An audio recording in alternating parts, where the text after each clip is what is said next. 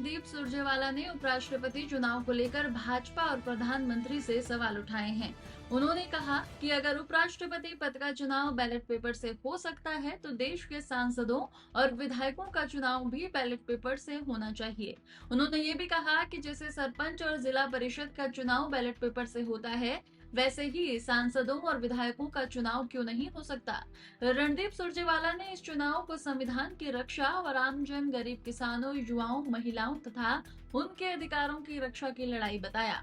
उन्होंने कहा कि कांग्रेस और विपक्ष इस लड़ाई को भी सुदर्शन रेड्डी के नेतृत्व में मजबूती से लड़ रहे हैं और इसी वजह से वो चुनावी मैदान में हैं।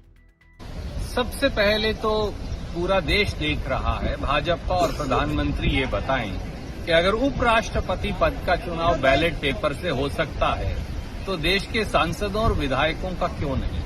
अगर सरपंच का, जिला परिषद का चुनाव बैलेट पेपर से हो सकता है तो सांसदों और विधायकों का क्यों नहीं। एक तो मूल प्रश्न ये है। और जहां तक उपराष्ट्रपति चुनाव का प्रश्न है, कांग्रेस और समूचे विपक्ष के लिए ये संविधान की मर्यादाओं और परंपराओं की रक्षा की लड़ाई है।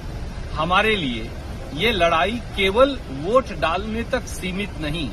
ये संसद, जो आपके सामने संसद का परिसर नजर आता है, इसकी मर्यादा और परंपराएं जो हैं, इसके मापदंड और मूल्य जो हैं, उनकी रक्षा की लड़ाई है।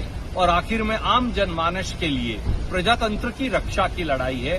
गरीब और वंचित और शोषितों के, नौजवानों और किसानों के, महिलाओं के, उनके अधिकारों की रक्षा की लड़ाई है। और ये लड़ाई कांग्रेस और समूचा विपक्ष सुदर्शन रेड्डी जी के नेतृत्व में लड़ रहा है। इसीलिए हम चुनावी मैदान में